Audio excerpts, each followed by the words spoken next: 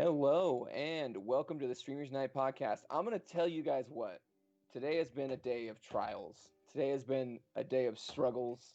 Today has been a day that we are actually got the podcast live because god damn it. It's been crazy today, but I love it. I love it. I love it. It's good to see you all here. I'm glad I'm here. I'm glad we made it today. I'm your host, David Loudon, and you are listening to the number one spot to keep up with everything. Streamers Unite, video games, stream news, and your chance. This is gonna be a great one, folks, and your chance to know us, the people behind the Discord, just a little bit better. Joining me today, we have the one, the only Demonic Gunman. Demonic, how are you doing today, my man? Doing wonderful.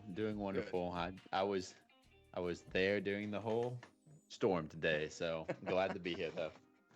No, we definitely had some trials and tribulations getting this podcast going today, but I'm glad that we're here. I'm glad that we're live. I'm glad that all of you are here to support us. Really appreciate that. Today, also on the show, we've got Zizou.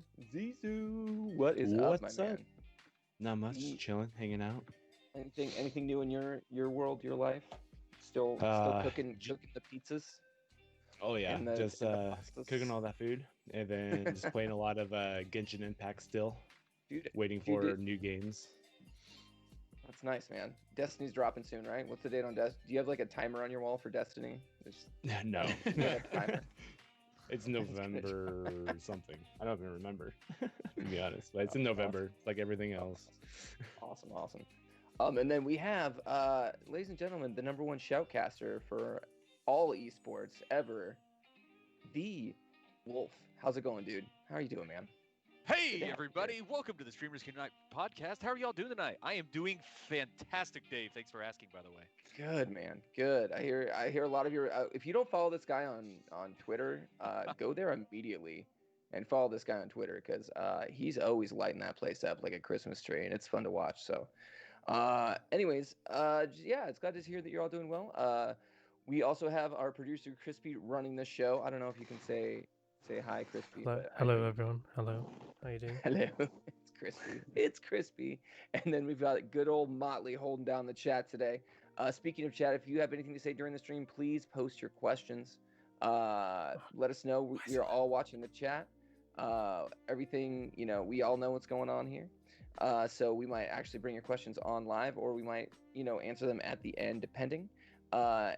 So with that said, I'd like to welcome you all to episode 9 of the Streamers Unite podcast, where we will be doing an episode of and discussing the Dreamcast Mini, possibly, Ghost of Tsushima multiplayer, PS5 teardown, which if you guys didn't watch that this week, you're going to get to know about it a little bit more. The Monster Hunter movie, which we don't normally talk about movies, but I feel like this is going to be a great topic.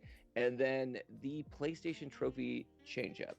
So with that said, I'd like to start a little bit of housekeeping. Do. We gotta come up with something there. Crispy. We gotta come up with something there. I'm sick of singing, or maybe I just sing a different tune every time. But we gotta think of something. Here you go. I got one for you. I got one for you. All right, Dave. You do? All right, let's go. Housekeeping. Do. No, did you not hear it? No. Keep working on it. Flush that out.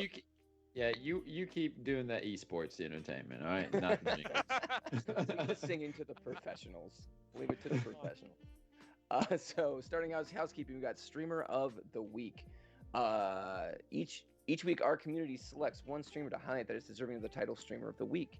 You might be saying to yourself, well, I'm a badass streamer. How did I become a Streamer of the Week? The answer is simple. Be active in the community, network, and just be an awesome streamer when people come by your channel. This person is selected by the Discord, and it's up to each and every one of you to pick the streamer each week. Feel free to throw up your suggestions in the chat for next week's streamer. And this week's Streamer of the Week is... Oh my gosh, who's the streamer? Swerves. We're throwing him up right now. There we go, Swerves in. He is an awesome streamer. He likes to play a lot of Fortnite. This is a Fortnite guy. He needs some more follow. He doesn't need any more follows. He's got his 66, but you know what? This guy needs some support. So go out there, support him, watch his channel. Make sure you're interacting with him because he's an awesome guy. He deserves the love. So go out there, hit that link, show him some love. and let's go. Swervis, thank you so much for being a part of the community, and thank you just for being an awesome streamer. So you deserve it, man. Now, next we're gonna highlight affiliate. So, the person I'd like to highlight this week's streamers of the week reached affiliate. These people deserve all the glory for what they have achieved. Between their hard work and our community support, they have reached their goal of becoming Twitch affiliate. These streamers this week are Chimwanda, who was our torch holder. So way to go, everyone! We pushed another torch holder through. We have Raymond Royalty, who is a gentleman who reached out to me originally on Twitter, and we helped him reach affiliate. So we're always trying to get out there, reach all the social medias, and get them going. And then we have also the Defiant Texan, who we were going to make a torch holder, but you know what? Our community is so awesome that he went out and did it on his own. So I just want to thank you all for helping these people reach affiliate.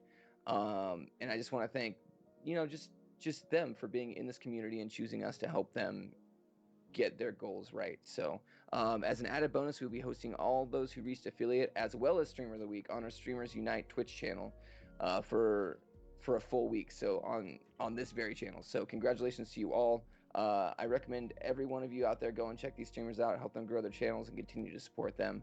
We have also provided their links in the chat right now so that you're able to do that. So next up, we're going to talk about Torch Holder.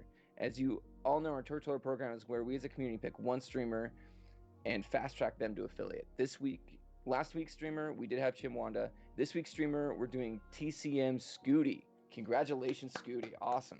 He plays RimWorld and Pokemon XD and Gate of Darkness. So go check him out, support him, help us as a community get him to affiliate. One of the best ways that you can become torch holder if you're looking to become affiliate is support the current torch holder. We're always in there supporting these people as moderators. So if you are out there, we see you in their channel. So make sure that you are supporting these people as well if you're trying to make affiliate, because what comes around goes around. That's just how life works. So we are working to get this person pushed to affiliate, so please get those lurks up for him, or better yet, stay and watch for a bit. The quicker we can get this person to affiliate, the sooner we can pick a new torch holder, and that is particularly true lately, because if it takes us more than, or if we get this torch holder done early in the week, we will be picking a new one this week. Otherwise, we just roll over to the next week. So the quicker we can get this guy going, the quicker we can pick another one of y'all's out there. And he's also going to be live tonight, so we may be rating him after this very podcast to check out how he's doing. Now it's time for some community announcements. We have renamed this section. It used to be called community events, but we decided that since we never have community events according to this podcast, we're going to start doing community announcements and just wrapping it all in. We decided to add a new role to the Discord. Starting this now, it's the community support role. So these people are there to give you advice on where to go in the Discord. If you see someone with a shiny gold name, they are there to help you out They have been handpicked by upper management. That's us, to assist the Discord and be extra support for the community. No, these people are not moderators. We pick them because they are always around and provide helping hands. So if you do have a real problem and a big problem, make sure our moderators are always available for you too. Otherwise, these people are here to keep you on track. If you would like to be community support, it's simple. Be active in the Discord. Help out where you can on your own, and we might just choose you for that role. So, Crispy? Yes. Who are our community support roles for that? I'm being goofy today. Right. So right now we've got Biff, we've got G, Asian Girl G, we've got Ainz, who's just redeemed a hydrate. We've got Nanocraft, we've got Swerves, who is streamer of the week. Mm-hmm. We've got, who else have we got? Let me look. Hold on. Give me 1 second. We have Maloof and PK. Okay, well, congratulations to you all for being active in the community. Congratulations for your new role. You are highlighted closer to the top of the screen so people can find you better. And like I said, they can help you out with small problems in the Discord. So congratulations, you all. We really appreciate your help in helping us grow this community. And once again, if any of y'all know anyone who wants to be affiliated or needs help being affiliated, do your best to get them in here. We're here to help everyone, new and old. So it's a great Discord. It's a great way to be active and a great way to be a part of this community. So now, with that said, it's time for some clips. Let's go.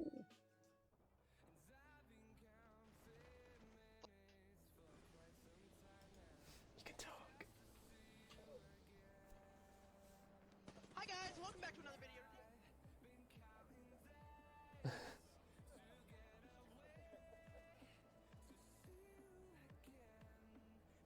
Oh no, not tonight, unfortunately.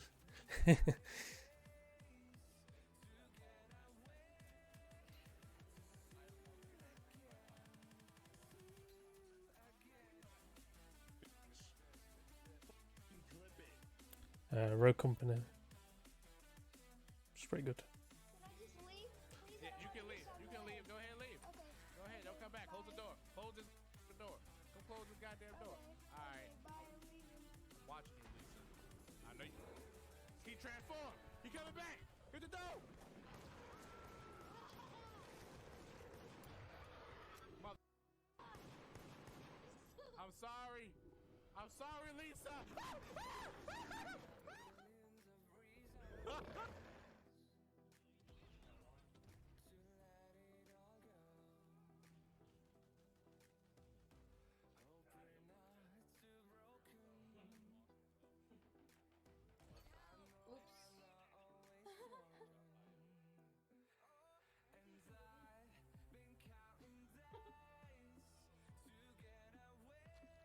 Oh my god.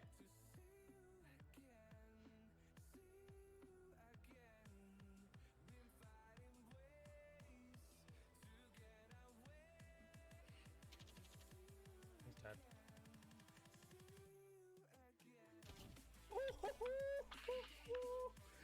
Jeez! Play that f***ing hell. He's going in the montage this week. For the rest of the podcast, you want anything done? That's all I gotta say. we're in here talking good trash to each other about our clips. That's great. Sometimes I wish you could hear our comments during the clips, but you know what? It's probably for the better that you don't. So with that said, hey, I want to remind everyone, please drop your clips in the clip section. We are doing clips like this every single week, and we will feature you in the podcast, just like Haya and Asian Girl G. So the more clips that you drop, the more likely you are to be in the podcast and have your clip featured and get some eyes on you, man, just like Black Coffin. So I was saying earlier that it'd be funny if that guy was actually a mortician. But anyways, back to what's going on here. I'm just being crazy today. I think literally a screw was knocked loose today from all the craziness. So it's going to continue like this for me. So just get ready for it, okay? And now it's time to do some topics.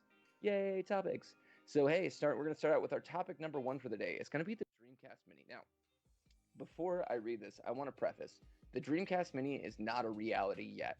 It's something that we don't know if it's coming or not. So let's go to this article and see what happens. This is by Game Per.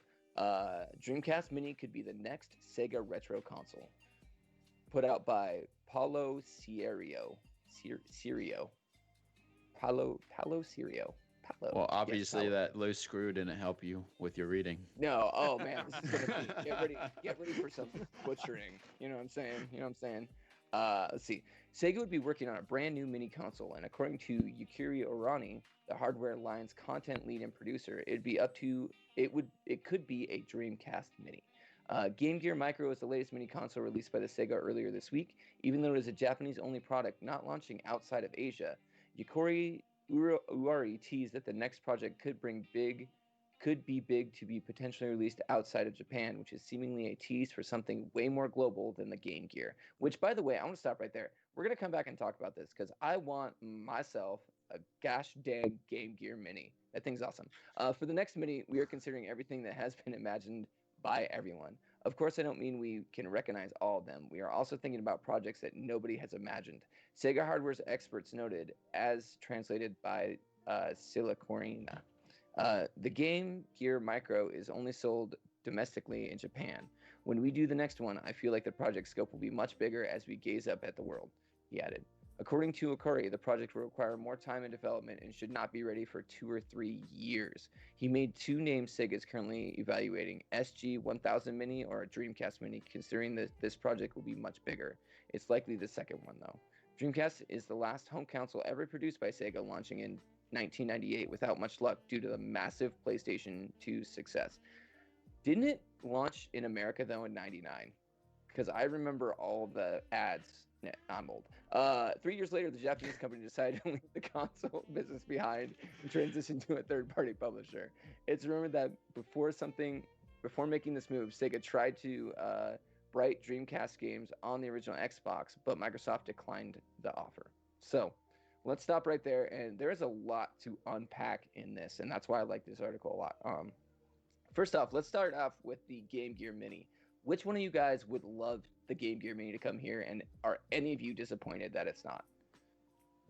I never had one growing up. I was a Game Boy guy, but A Game Yeah. Boy? yeah, I was literally a Game Boy. No, I had a Game Boy, but I never had a Game Gear. There was a friend of mine that had one, and I just remember I was like, that is so big. That's like just bulky as hell. It's like twice the size as a freaking Switch is right now. It's ridiculous. Yeah, but didn't the But- color screen just like, as a kid, just spark your imagination? Like, so you're sitting there with your Game Boy. It was some weird form of gray and green, and you look at this Game Black Gear and with green, a yeah. full colored screen that your friend has, and you're like, what is this trash? Well, at least I got True. Pokemon. You know what I mean? It's called Sega. Get a Sega. Um, The Game Gear, though, you couldn't. I mean, it's like having a Sega in your hand. And then didn't they release? Sega also released another console that was a full Sega handheld Genesis, if I remember correctly. Am I going nuts? They probably did. I don't remember it. well, If I remember, I do believe they did, but you have been going nuts. We'll just put Yes. that out there, but I do Yes. believe they I did am though.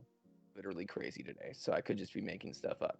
But I honestly, if they were to release the Game Gear Mini over here, I think it would actually do very well.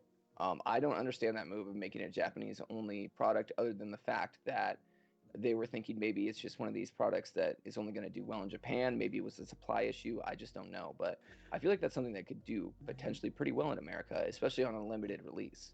If I they think- release like 100,000 or something. Yeah, I think the Game Gear would. It's limited to the older market. It wouldn't be the younger market. They would be like, "Why do I want this? What is this? Is this something new?" And the old generation, the people who still play video games, such as like you or some other person, like Wow. some 30 to This guy Wolf over 40-year-old. Some Um, 60-year-old yeah. dude. yeah, that's like nostalgia. Nostalgia. They're going to buy it for that in Yeah. a way. I don't think it really appeals to the younger generation. Well, I think there's I two would buy types it of just to people that have buy it, this. but That's what I mean. There's two types of people that have this. The person who's been buying every single mini console that's been coming out. And it's like, I'm missing this one. I need it. Because like it or not, like these mini consoles are all kind of getting grouped together in one cluster of things that you collect. I know I've got the Nintendo and the Super Nintendo. I really want to. Oh, I got the PlayStation too. I really want to go out and I want to buy the Sega Genesis one that just came out because that's gotten really great praise. And honestly, if the Game Gear came out, I'd freaking get that. And plus, you have the and then you have the nostalgia people that would get it purely for nostalgia. And I think if they were to release it for 50, 60 bucks in America on a limited release of 100,000, that would be an easy $6 million in their pocket. Easy, not even a question. So I don't know why they don't do it. That's beyond me, but whatever. I think they're looking just at money aspects. That's it. Now, with that said, would you buy a Dreamcast Mini? I'll start with you, Zizu, because I know that you love Dreamcast. Hell yes. I would. I still have mine, and I still have games for it. But on the I shelf? would. Anything on I the have shelf? games on the shelf right here. Nice. good What are you old- pulling? Good old original Soul Oh, that's my Calibur. jam. Got Sonic. Sonic. There we go. Damn, Uh, Fantasy Crazy Star Taxi. Online, the first one. Dude. All the goodies. Oh my but, gosh. I'm like drooling over here. But no, like there is way more good games on the Dreamcast than there is bad. So if they would make one, like literally all those games would be good. Like you said, there's Crazy Taxi, there's Power Stone, and then those games are Grandia. all Anybody? Sega. Grandia 2? Grandia, yeah. Jeez, And then that's my there's- favorite RPG of all yeah. time. There's so many good games on the Dreamcast, and it's a shame that the PS2 killed it, but it is what it is. It is what it is. And I was going to say, as far as the marketing for that, it came out in America. And I think it came out in 98 in Japan and 99 in America. Because I remember all the marketing had the 9s with like the little squirrels in them. I Yeah, it was swear. 9999. It did come out in '99. So So, what about you? What about you, Demonic? Would you purchase this console since you're like 12? You know what I mean? 12. I was thinking more like 5 compared to your age. But other than that, yes, I would purchase it just to have it. So I would just have it. Hey, might as well make this about comedy and gaming, right? But no, I would purchase one just to have it. There you go, So Irons. Blade. But What? That's the original Soul Calibur, but yeah. Like, keep going. yeah, but Wow. other than that, yeah, I've had a PlayStation 1. It came out before that. I wasn't really big into Dreamcast. I stuck with the PlayStation 1 and then went to 2 and then here I am with 4. But I would get it just to have it, to be honest.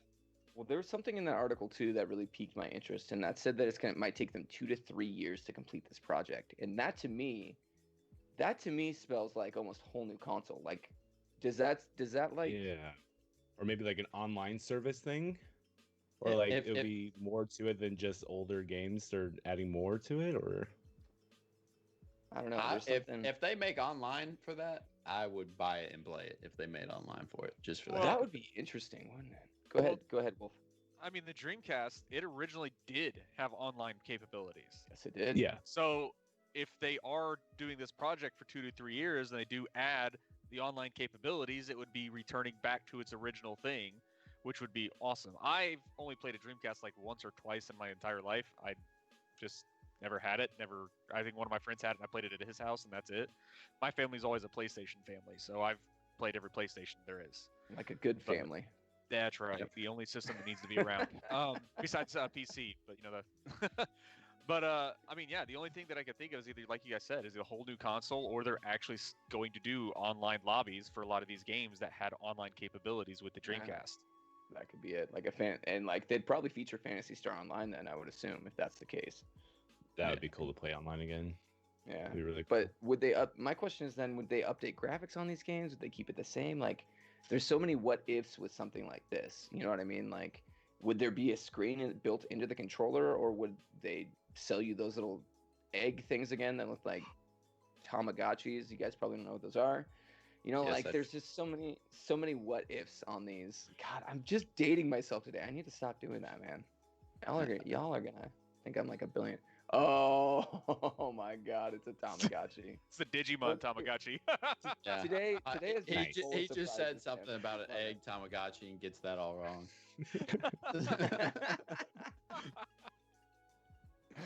So, I mean, there's just so many what ifs. What are they going to do with something like this? Or, I mean, just skip all that and do a Dreamcast 2. Maybe. Do you think the market would have room for something like that, Wolf?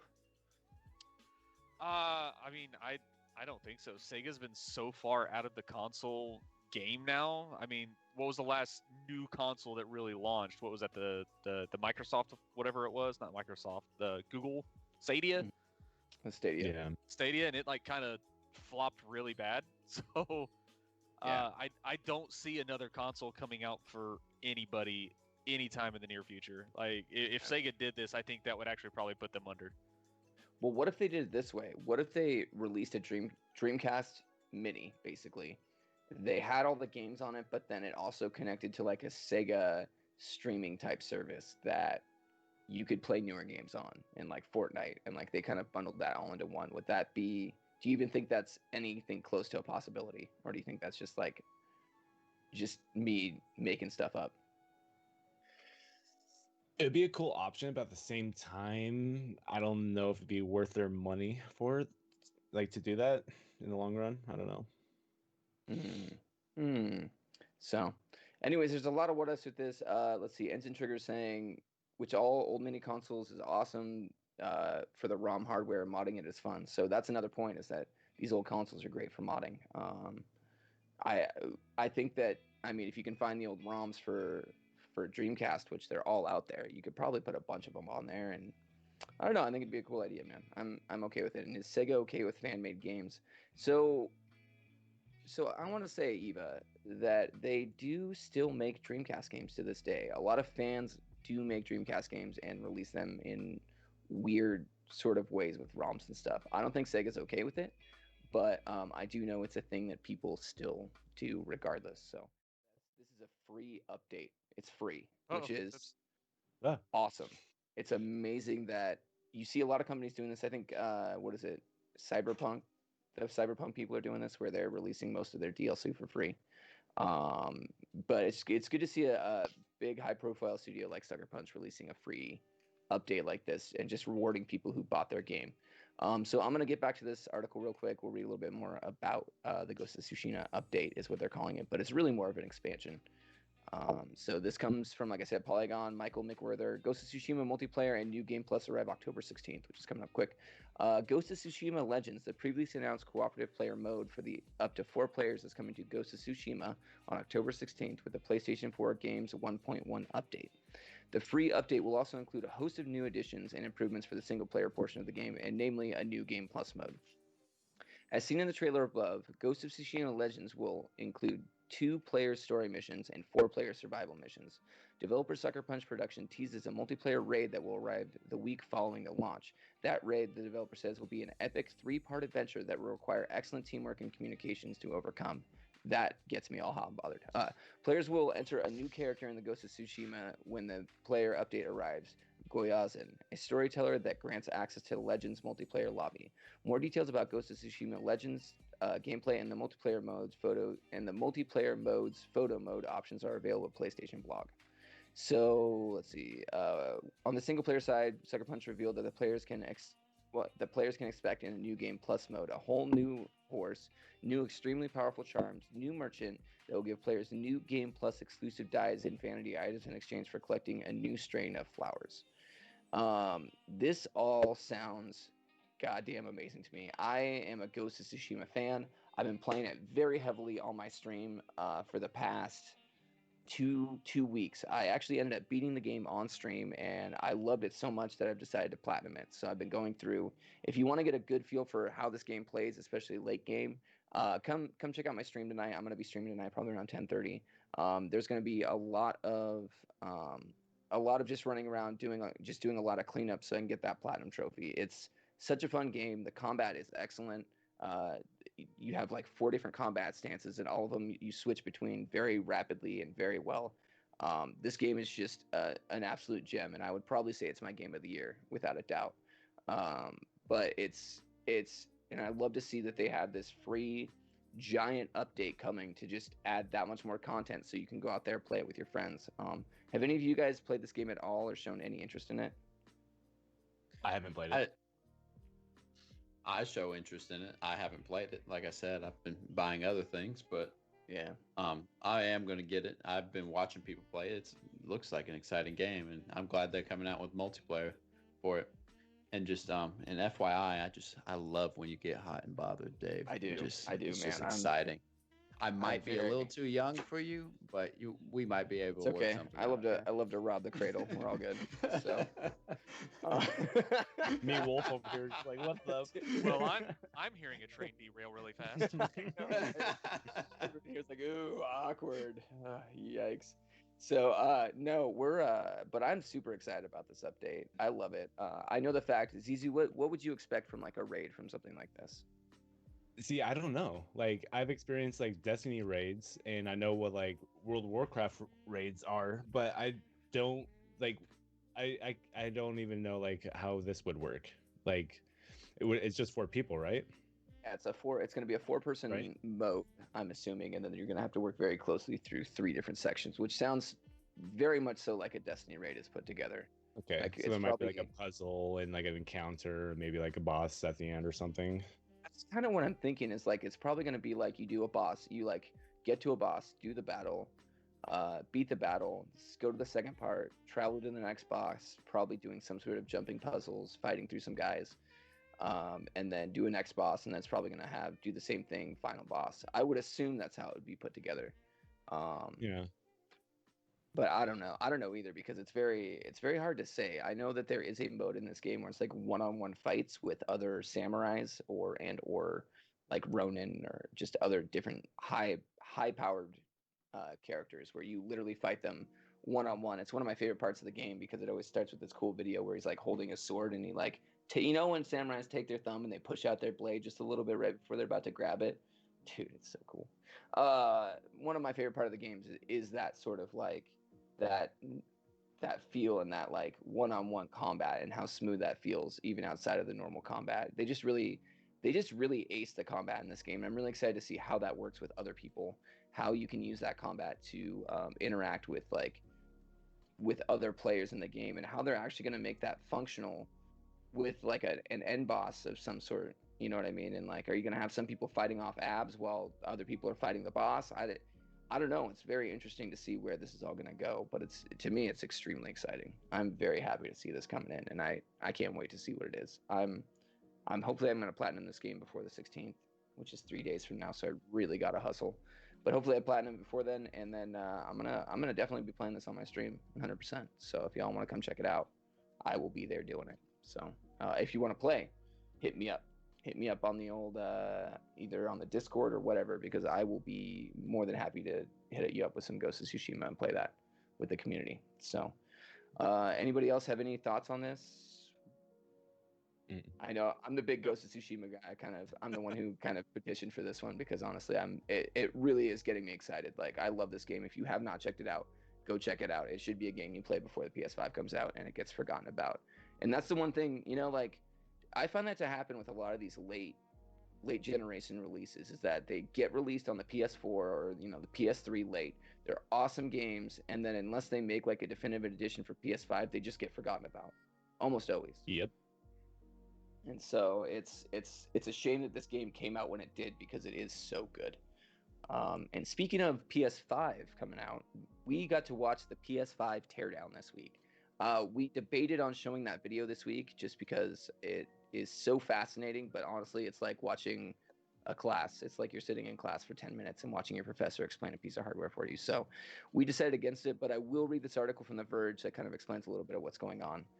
It's by Tom Warren, and a name I can pronounce. What? I'm decided going forward, I'm only going to pick articles with names I can pronounce. That's how it's just going to go. I should. I'm definitely not going to, because that's probably like going to lead to terrible articles. But anyway, Sony PS5 teardown video reveals removable sides, dust catcher, and storage expansion. Sony has published a 7-minute teardown video, which is why we didn't play it, of the PS5. The teardown gives us the best look at the PS5 so far, introducing all of its internal parts and how the sides are removable. Yoshida Otori, the head of Sony's mechanical design for the PS5, leads the teardown in Japanese, noting that the entire rear of the PS5 is designed to exhaust air out the console. Dude, I'm dead serious. Go check out this article in The Verge and go watch this video if you haven't, because it's freaking fascinating. Sony is using a base on the PS5 that's held in with a screw that is oriented vertically and clipped to the side of the console if you're planning to use it horizontally. The white panel in either side of the console has it easily removed by lifting this and sliding them off. This reveals the main cooling fan at the top of the PS5, which can draw in air from either side. Sony is also using 2 dust catchers that can be vacuumed out through 2 holes. Okay, I'm going to pause. We'll go through this step by step, because I want to pause right here and just talk about that part of it. First off, I want to talk about the panels that are removable. This is unbelievable, because you can take these off. You can either send them out to get custom art on them, or you can probably end up replacing them. I think you're going to see a full third-party market of these panels. Like, what do you guys think? Do you think that's going to be a thing? Do you think it's not going to be a thing? Do you think that decals are going to go away at this point, or do you think it's going to make things like that more popular? Wolf? Oh, I can tell you now, the panels are going to be customized 100%. I don't know if how much major companies you guys follow on Twitter or anything like that. Like G Fuel, they keep putting out like their custom look of the PS5 with their logo and this whole awesome design. So I can guarantee you, a third party designing, they're going to be all these business commissioners or whatever. They're just going to have a whole bunch of PS5 options now. You can like get etched on, you can get something painted on it, stickers for it. It's just going to lead to a whole slew of being able to just customize the PlayStation to how you like it for the looks. So everyone wants to make fun of it, making it, say it looks like a space Wi-Fi router, but well, you know what? I mean, just make it just put a router skin on the outside of it and make it officially look like a router. Put a little exactly. Send it to Netgear. Official Netgear panels. But no, that's definitely going to open up a whole new door to customization for consoles, because now you can just take off panels versus sending a whole console to somebody. Yeah, absolutely. I mean, if you're an artist who deals with with plastics and painting and you're really good at it, I would put up a website right now that says, hey, send me your PlayStation panels. Here's what I can do. I think Let's the see. best people for this would be the guys that do the dip paints on the rims. Oh, that would be cool. They could Yeah. dip paint these panels. Oh, that would be extremely interesting. I hadn't even thought about that. Yeah, that's crazy, dude. Demonic, what are you thinking? You already know I'm the PS5 fanatic, Sony fanatic, my friend. I think it's exciting. Get to customize your PS5. I don't know if we get a larger heatsink. It doesn't make as much noise. We don't have an airplane in our room this time. That fan's huge, man. If you haven't looked at it, Yeah. it's like the size. Oh of your yeah, head. I've seen it. Oh yeah, but it's freaking. That's a pretty big fan then if it's the size of my head. Yeah, But it's- other than that, yeah, I love it. Every breakdown that every single aspect of the breakdown, I loved it. I loved what I saw, loved what I watched, and I am happy with my pre-order that I got. So I can't wait. November. do you want to 12th. bet your pre-order on that? On what? That I'm happy about my pre-order? Sorry, I just had to throw it out there. I know, an old Among Us joke. Yeah, old But yeah, Among Us. the other thing I'm super excited about is the vents for vacuuming out your console. They say that all the dust is actually going to be driven into these little areas, so it's easy to vacuum it out and keep it clean. Like obviously, if it's on the floor or if your console's like crazy dirty, that's going to be one thing. But like apparently, that if you're one of those people who actually vacuum out your consoles, which they say you're not supposed to, but I've been doing it for years and it has done nothing but help my consoles last longer. This is something that's going to be very useful for you. You just take off the panel and you just put your vacuum on it, suck it out real quick, get all the dust out of there, and you're good to go. So I think that is something that's been long overdue for these consoles, and it's just smart. Now, go ahead. I was just gonna say, if you don't vacuum out, at least use an air duster, and do not hold the air duster upside down. You're gonna ruin your PS4 or, I guess, Xbox if you decide you want to go with that. That's some Proper sound use. advice. Wrong use. Yeah. This is fantastic. Zizu, you have any comments on the panel part before we move on? On the panel part, like I don't know, like it's What- really what cool. is You can take them off really easily, and yeah, like getting customized and all that. That'd be, I don't know, that'd be cool. Probably something I'll do myself. That'd be awesome. That'd be way rad. So let's continue on this article and start digging in a little bit more. The teardown also gives us first look at the expandable storage, which is an M2 slot that's accessible once you remove the side panels. PS5 owners will be able to purchase their own PCI 4.0 compatible drivers to upgrade their storage in the next gen console. The rest of Sony's teardown video also reveals just how serviceable the console will be. It's clear Sony has thoughtfully designed this to make repairability and serviceability easy. The Blu-ray drive can be easily removed, and even the processor, memory, and SSD sections are easy to access. The 350 watt power supply can also be removed easily. Now that is surprising how little that power supply is. The cooling fan Sony is using inside the PS5 is a larger 12 millimeter diameter, 45 millimeter thick double-sided air intake. Sony is using a heatsink to help with cooling. The airflow that Sony says could achieve the same performance as a vapor chamber. The PS5 also uses liquid metal for cooling performance, which should also help cut down the typical fan noise found in the PS4. Sony says it has spent 2 years working on the liquid metal cooling, which is vicarious testing to ensure that it's stable enough long-term solution. It's thermal conductor that sits between the CSC and heatsink and should help significantly with the cooling performance. So let's unpack that real quick. Let's start off with the memory, the M2 memory. Now this isn't like you're buying a hard drive like you would with your PS4. These are actually like almost RAM sticks, basically. And it's very Smaller. interesting. They're smaller than RAM. Okay, so they're a little bit Yes. smaller. And the other interesting thing is, if you watch the video, is that the memory is actually built into the motherboard. It's not like they have a hard drive in this thing. They actually have, I think it's 3 separate little memory, basically like little cubes. I don't know what you'd call those, but they just sit physically on the motherboard. This is all feels like really futuristic, crazy stuff. Like I don't know, Demonic, you seem to be kind of or even Wolf on this. You two seem to kind of be like the computer guys. Like, what do you think about this as far as like the future of PC builds and the way that this is put together to kind of ease everything in? Well, personally, it kind of kept up with the PC build because PC builds just now started using M2 sticks, um, in a way. So, and they're still not cheap.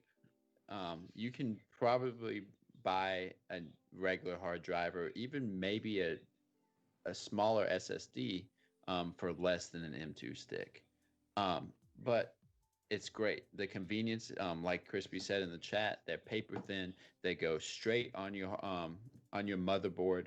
So even for the computer, you don't have that box or anything that's underneath for your SSD or for your hard drive. You don't see it. It's covered up by your motherboard. So I'm glad they incorporated this into the PlayStation 5. Um, and it just will make the M2 sticks be more popular and start going like start I was going to say Dropping in go down. price. Yeah, start dropping in price in a way, which is great. So I was actually looking at the pricing of the M2 sticks for this because that's one thing that I wanted to do almost immediately was upgrade that, and apparently it's $229 for a 1 terabyte Westinghouse yeah, set. I think it's two of them that comes with in that set, so it's like I don't know how that works exactly, but it is a little bit more expensive for this upgrade at the moment. yeah, it's a couple dollars more than your Xbox memory, but at the same time, I think M2 sticks are going to go cheaper faster than your Xbox memory because it's both used in PC and in PlayStation now. Yeah, the So Xbox basically has a card you plug into the back. It's like basically a yeah, memory card, essentially. exactly. So, Wolf, you have any comments on this? Yeah, I mean, Sony really did a fantastic job with the design of this system. I mean, like you said, the consoles have been trying to keep up with PC gaming for years, and they just can't do it. And because PC, you just take off your side panel, and boom, you can start replacing things. So, I mean, this is still you still have to take off quite a bit of stuff to get to the internals of this. But I mean, consoles were made to be compact like that. So, but that fan, the size of that fan, like it's going to be pushing a lot of air through it, not as fat. Like it's not going to spin as fast. So, like I was saying, you're not going to get the airplane sound from it. Um, the cooling metal, that's awesome. They came up with this liquid metal to help with the cooling. I did see some specifications earlier today on Twitter, I believe. They did see the peak temperature on the PS5 reach 149 degrees Fahrenheit. So it's still going to run really hot. Um, but yeah, for the M2 sticks though, like you can actually on because it's Prime Day, the Samsung 1 terabyte M2 sticks, $150 on Amazon right now. So Oh, if you're no way. looking at yeah, and you can get a 2 terabyte one for like $300. So Are they compatible though? That's the real question because I know that they've been releasing a list of compatible ones. And yeah, I don't know about that, but I just know we were talking about M2 sticks. So those, I mean, they could be, they could not. We'd have to, without actually having a PS5 in front of me and taking it apart, I wouldn't be Yeah. able to know or looking at the list. But yeah, to be able to just disassemble this system like this, basically like a PC, PlayStation did a fantastic job because it kind of looks like there might be some more customizations that might be able to happen later down the road. Well, I feel like this is a big slap in the face to even Xbox saying like, "All right, Xbox, you kind of gave us the early preview, but we're ripping this thing apart and showing you the guts and showing like we're basically like showing you everything here, putting it out and saying this is why we say our console is more powerful." Do you think that Xbox is going to respond in a similar way, or do you think that this is kind of just they're going, "Oh, like we can't be doing this right now with our product because A, it's not that easy to tear apart, and B, it's not as maybe it's not as impressive." Like, do you guys think that that's the case, or do you think that they're going to respond in some sort of way to this video? I think the wars are pretty much done and over with. Everyone's done the most they've done, and it's now you have less than a month until they come out. I think it's done. That just matter of fact, the next thing coming out is, oh, we have more sales than um X, and X is going to be like, oh well, blah blah blah blah blah. That's all. Now it's going to be a war of words, pretty much, I, in my I opinion. was reading something that said that the Xbox or 70% of the next gen pre-orders were PlayStations right now. So that is another Correct. interesting. Yes. And yeah, that is a real number, I do believe. So that is another interesting thing that's going on now is these PlayStations are already more popular than Xbox, which is showing just I mean, like people have been dogging Sony's marketing for this and like how little they've shown and this and that, but like how are they still getting 70% of the pre-orders? You know what I mean? Like it's pretty crazy how this already is kind of sussing out as like the generation wars are kind of working their way. We're just basically like how it's going between the two generations. Like I don't know. I don't think we've ever seen anything quite like this. Do you, Zizu? Quite like what? What do you mean? Just like how it's kind of unfolding in front of us, even with the PlayStation 4, Xbox One, kind of like before they were dropped. We've never seen anything like this where they were like tearing apart a PlayStation 4, or like pre-orders were just like basically like people were getting upset over pre-orders and things like that. This wasn't happening back then, was it? Yeah. Not that I can recall, but no, people are just super excited. And this generation, like especially the PS5, there is amazing games coming out. Like if you look up the PS4 games that were initially on the console, like it's like Call of Duty Ghosts and like Killzone. It's games that weren't all that great. And this November though, there's so many good games, and like people really want the PS5 or just next generation just to play the Spider-Man game or play Cyberpunk on it or play the Call of Duty. They want the faster load. They want all that. So I think it's just like kind of the perfect storm, and it's smart for companies to hold off some of their titles just for this new console, and that's why we had such a huge drop on it, because so many companies knew about it and they're holding off for so long. Well, not to mention the backwards compatibility. So I think a lot of PlayStation people feel a lot more comfortable buying PlayStation 4 games right now because they know they can just pop it in their PS5 once it's all said and done. I mean, even like, but they're even coming out with weird little things like bug snacks. You know what I mean? Like, this is one of the best launch lineups I've seen in a long time, especially on the exclusive side of things. I mean, what did they have that was exclusive other than Killzone, and what was the other one that you mentioned? Just Call of Duty one. Like Killzone is like the only one I can think of. There and was then a like space Infamous. Second Son that Resogun came or out. whatever it's called. Resogun, which was a great game, but still, that wasn't anything that was. Yeah. Then Infamous Second Son came out like a couple months later in February, March. like after. March. Yeah, that was a great game. Very underrated game. Yeah, it was good. I think they just started breaking it down this year because the generation is more tech savvy. They want to know what's in it, and they're also trying to not so much compete and match the PC race, but they are trying to make it where, like, well, instead of, if you don't have $1,500 to spend on a very good PC, here's this, and it's $500, and you have an M2 stick just like a computer does. You have this heat sink just like a motherboard does, but maybe it's bigger, but it has to be bigger because it's more compact. They're kind of competing in that way, like with PC, but not trying to match it, but it's just a cheaper alternative for PC. And I think that's why they're starting to break it down. Do you think we're going to see the UI anytime soon? No. There's been rumors that Burger King is going to leak the UI. Don't want to get into it. Google it, but there's an ad out there of the King looking at I think they play the opening tone in that commercial from what it sounds like, but you can go find that out for yourself. I think we're going to move on real quick. Before we move on, we want to ask Wolf, what does the Wampa fruit G Fuel taste like? Because we're all dying over here. Yeah, apparently everyone's dying. So G Fuel came out with a new flavor. It's the Crash Bandicoot Wampa fruit. Honestly, I cannot put my finger on what it actually tastes like. It's good. It's really good. It tastes very familiar, but I cannot seem to recognize the mango flavor. Pineapple. Just so everyone knows, we are not sponsored by G Fuel. We are not. We are sponsored by the Wampa fruit, though. Just so y'all know. So go out, buy extra Wampa fruits. They're delicious. They're very juicy, and Crash Bandicoot loves them.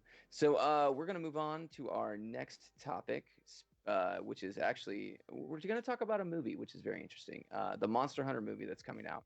It's should be interesting. So this article comes from. We do have a trailer as well. Oh, we have a trailer? Yeah. Oh, dude, we need to tell me about these videos. Sorry. Let's go. Let's watch it. Atlanta. God dang. Paul Wes Anderson doesn't have the best track record for making great video game movies. If you're not familiar with his work, he's done pretty much all the Resident Evils, at least all the meaningful ones. I think he took a break on the second one, I want to say. but he's made pretty much everyone after that. And so, if you're a huge fan of these movies, you're gonna love this one as well. Let's read this article real quick. It's out of Game Radar. It's brought to you by Vicky Blake. Check out Rathalos and Diablos in the latest teaser for the live-action Monster Hunter movie. There's not long to go now until we finally get to see the live-action Monster Hunter movie. And whet your appetite. Director Paul W.S. Anderson took to New York City Comic Con virtually, of course, to share new information about the upcoming film. In the interview, Anderson talks about the movie's monsters, how Mila Jovovich and Tony Jaa dealt with these giant swords, Capcom's involvement, plus other burning questions about their career. Let's see if it says anything. Spare interview. The plot of Monster Hunter follows Jovovich and Captain Neil Artemis, a member of the U.S. military team who falls into a portal and enters a foreign planet filled with hostile monsters.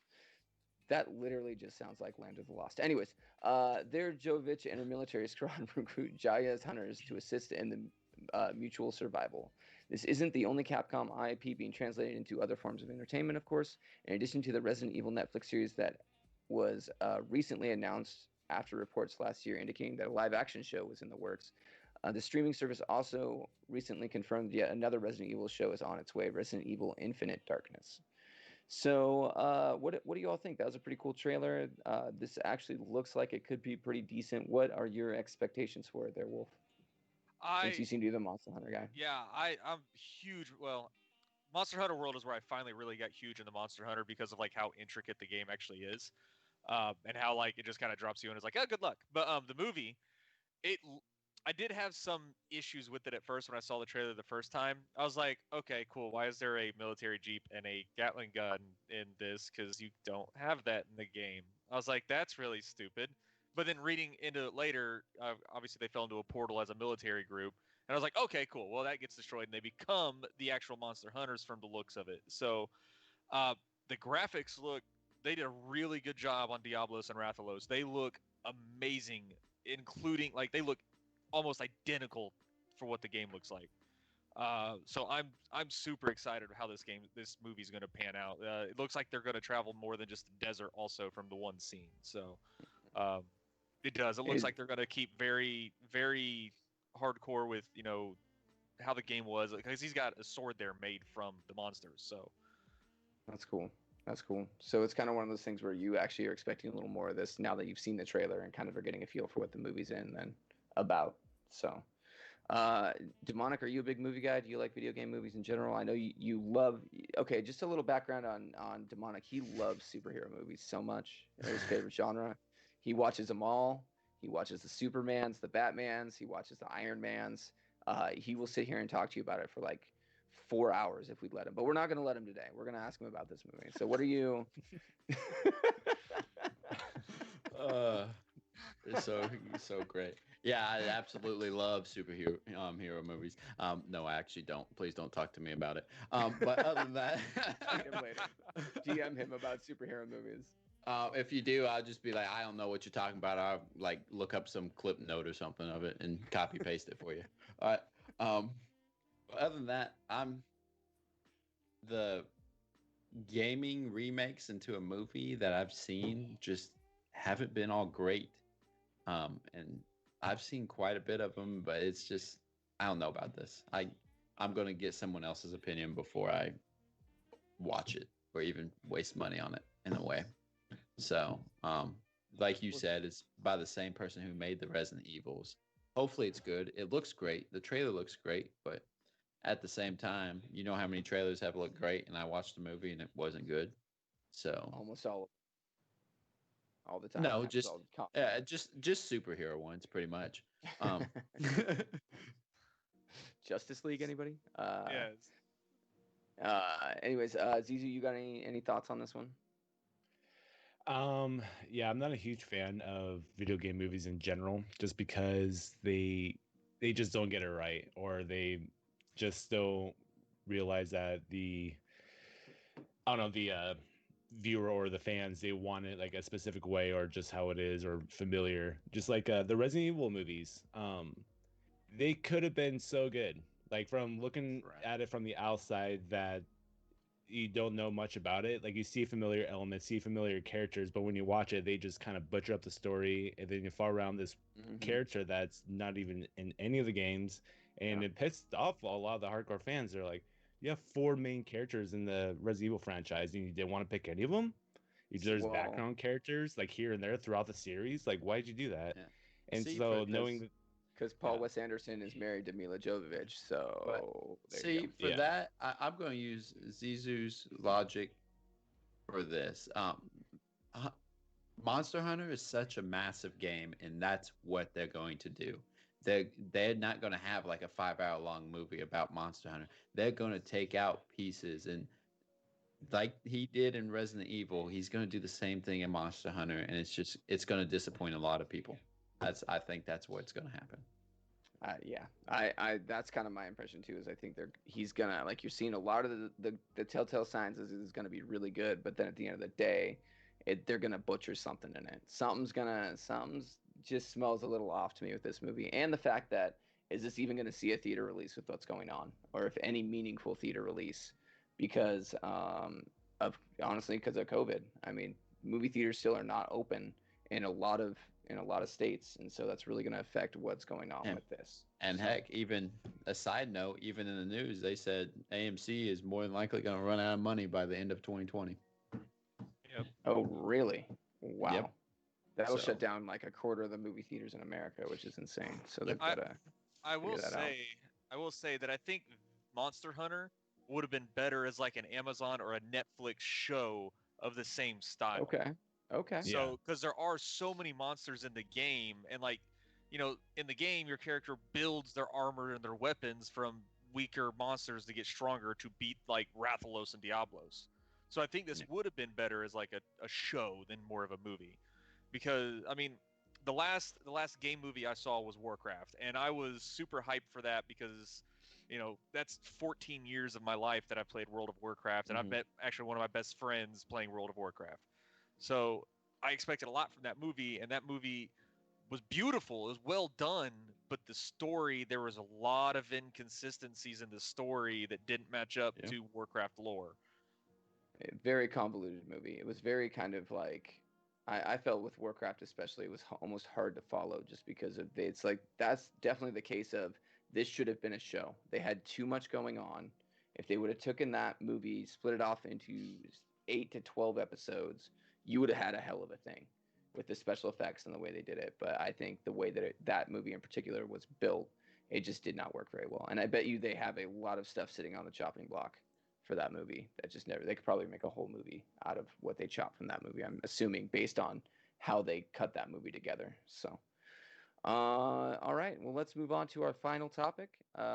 It's going to be changes are coming to PlayStation trophies. This is by Daniel Track. I should say changes have come because this has already happened. Players are always looking to rack up achievements and nail all the trophies in their favorite games. Well, PlayStation announced today that the changes are coming to the trophy system, and players can expect to start seeing those changes as early as tonight. Don't worry, you will still be able to platinum Bloodborne. Trophies you have earned on other PlayStation systems will carry over to PlayStation's 5s as well.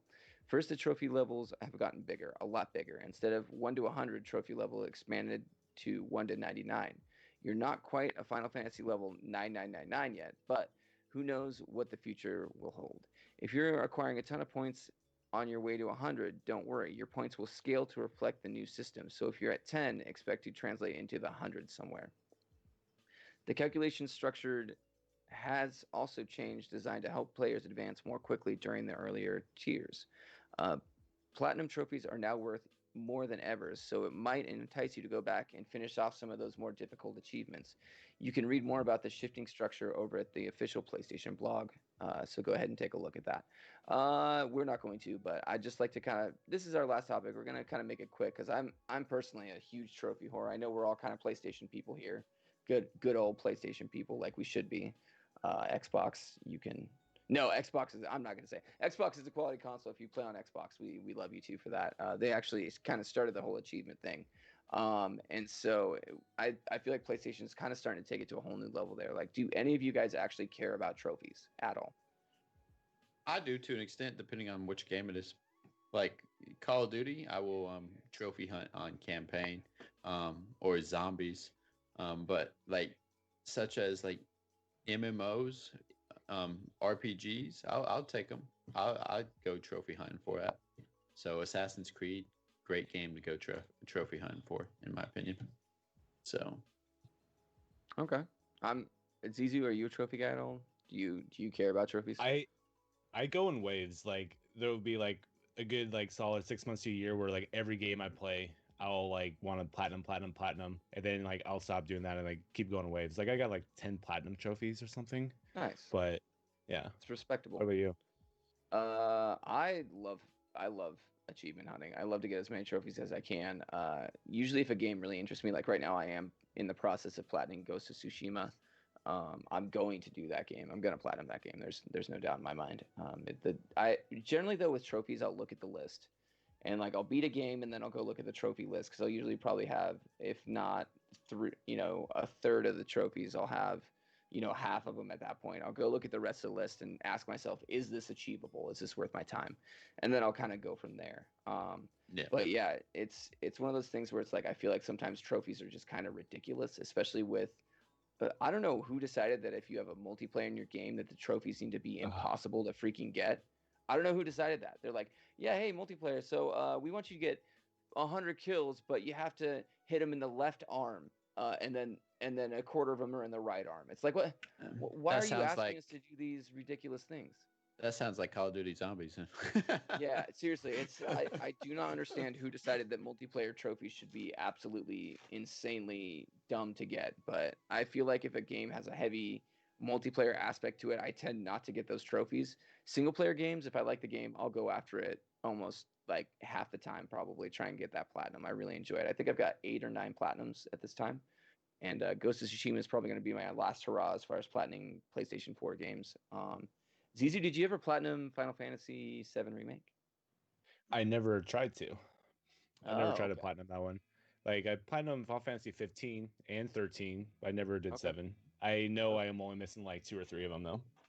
I could go back and do it, but Does this make you want to do it, knowing that that platinum is going to raise your rank that much more? I don't know. Okay. Okay. Like I would go back to 7 anyway just to play it again because I'm in love with that game.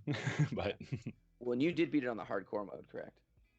yeah, the hardest difficulty. Yeah, that's one Yeah. of the trophies too. Yeah. Is to beat So, every chapter on hard. yeah. So you probably did all the hard stuff. You should probably just go back and do cleanup on that one. I'd probably do Yeah, that. pretty much. Wolf, what are your thoughts on trophies, achievements, that sort of thing? Do you care? I've only platinumed one game, and that was Destiny. Okay. Okay. Nice. I got That's a I've- very common Good one one. to platinum. Yeah, Yeah. I don't know. Like, I love achievements to an extent, but like, there's a lot of the trophies that I'm like, really, I don't want to sweat for this. I'm good. That's fair enough. Yeah, I've been there with trophies too. Yeah, that legit is usually kind of like where I am in life with most trophies. Like I said, multiplayer trophies just don't get me going as much as a lot of the single player stuff. And like I love it when they make a trophy list accessible and you can, like, sometimes it's cool when it's like, oh, like 2% of the people have this trophy and you got it, but like literally I think it's almost better if it's like you have like a 10% platinum rate, because then people are looking at your trophy list, they're going, oh, this is achievable, and they're actually willing to put that time into that game rather than looking at your trophy list and going, this is impossible, I'm just going to move on to the next game. So I think a lot of these game companies need to realize how to use their trophies better in order to entice people to spend more time in that world. And I think we'd be better for it. But a lot of companies just are there to make your life miserable with some of these trophies, and I don't understand why they do that, other than for the hardest of the hardcore. So I don't know. Save that for a Souls game, I guess, and like have the most games be kind of like normal platinums. So with that said, I think this is going to be kind of the end of our podcast. Chris, we do have any questions? Anything that came up during the podcast? Anything No, I interesting think or you've fun? answered them. Answered them Answered all most throughout of them it. as we went. Yeah. Okay. Okay. So we are going to be rating. Let's see. Torch Holders live, from what I understand. So we Yeah. are going to be rating what's Scooty. Scooty. What's he playing right now? He is playing RimWorld. RimWorld. Oh, I was gonna say if he's playing something like Valorant or Call of Duty, I was gonna have our number one esports caster go at it for a second, but I don't know. I don't know if you can shot, what is it called? Shot casting this or whatever. I don't know if that's a thing you can do. I have no idea what where RimWorld is, so He's looking back and forth at his resources, moving his mouse around. all right, everybody, we will be Got rating some charts. TCM Scooty tonight, playing RimWorld. It kind of looks like he's just gathering some resources in his buildings. Let's see if he can survive whatever world this is or whatever game he's playing. Let's hope he doesn't die. Oh, dang, dude. When we get gamers, that's be a valuable resource. So, all right, everyone, this has been our show. I want to thank Crispy, Zizu, Wolf, and Demonic all for helping out today. You've watched the official Streamers Unite podcast, where each and every week we are here to discuss the latest and greatest gaming and streaming news. I just want to, and apparently movie news every once in a while. I just want to sincerely thank every one of you for being here. And I just also want to thank Motley the Clown, Crispy, for helping produce this today. We did a lot to put this together today. It took a lot. So we really appreciate all your hard work. And just thanks for watching, everyone. We'll catch you next time.